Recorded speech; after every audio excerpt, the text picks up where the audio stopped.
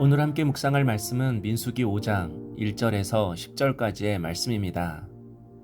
하나님은 모세를 통하여 이스라엘 백성들의 자리와 위치를 결정해 주셨습니다. 성막을 중심으로 동서남북 레위 지파들이 텐트를 치고 그 주위로 동서남북 12지파들이 텐트를 쳤습니다. 그리고 행진할 때에는 동남 서북의 순서로 행진하게 하셨습니다. 하나님은 이스라엘 백성들을 마치 군대 진영의 모습으로 배치시키셨습니다.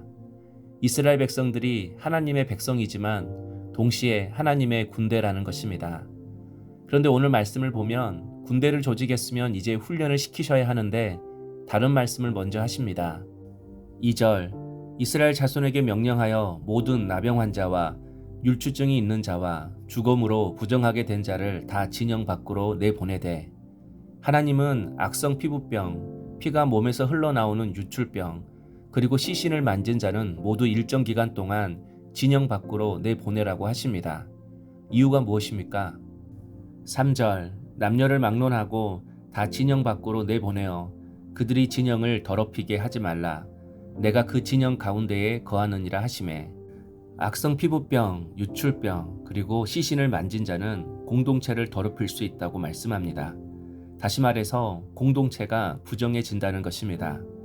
지금 시대의 관점으로 해석하면 너무 과한 처사이지 않나 라는 생각이 들지만 지금 우리의 눈으로 본문을 봐서는 안 됩니다.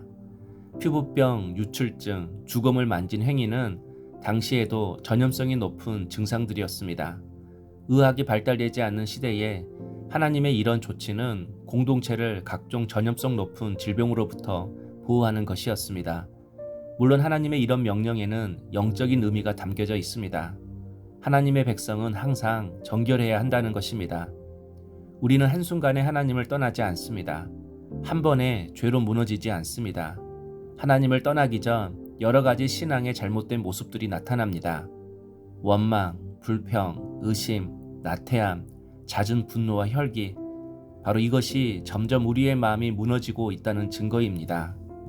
나병처럼 악성 피부병처럼 점점 영적으로 무감각해지는 것입니다. 또 유출병처럼 하나님의 은혜를 자꾸 쏟으면서 메마른 마음으로 사는 것입니다. 죽음을 만지는 자처럼 내가 하지 말아야 할 행동, 내가 가지 말아야 할 곳에 자꾸 습관처럼 다시 하는 것입니다. 모두 작은 것에서 시작했지만 결국은 우리를 파멸로 이끌어 갈 것입니다. 그래서 하나님이 진영 밖으로 내쫓은 것이 아닙니다. 얼마 기간 동안 진영 밖에서 머물러 있다가 다시 정결해지면 진영 안으로 들어오게 하신 것입니다. 지극히 작은 죄라도 당장 회개하고 돌이키라는 것입니다. 작은 것이라도 두렵고 떨리는 마음으로 멀리하는 지혜로운 자가 되어야 한다는 것입니다. 그래서 진영 밖에 머무는 시간은 말씀을 통해서 자신의 삶을 분별하고 깨닫고 회복하는 시간인 것입니다. 6절 이스라엘 자손에게 이르라 남자나 여자나 사람들이 범하는 죄를 범하여 여호와께 거역함으로 죄를 지으면 하나님은 부정함과 죄를 명확하게 구별하십니다.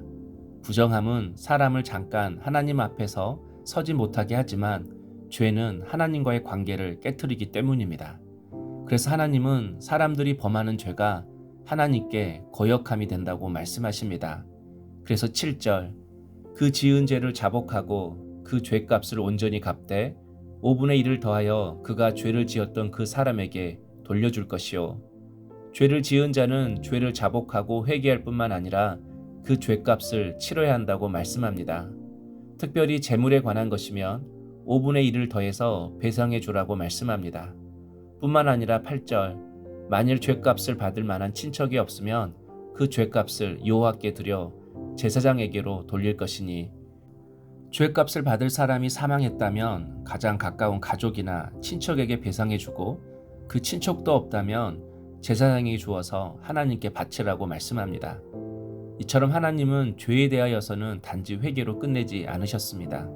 죄값을 꼭 치르게 하셨습니다. 하나님이 이렇게 철저히 죄값을 물으게 하시는 이유는 죄가 그만큼 무섭다는 것입니다. 콩을 심으면 콩이 나듯이 죄를 우리의 삶에 심으면 반드시 우리의 삶에 죄의 열매가 생기는 것입니다. 그리고 그 죄의 열매가 자신은 물론 내 주위 사람들까지도 고통스럽게 하는 것입니다.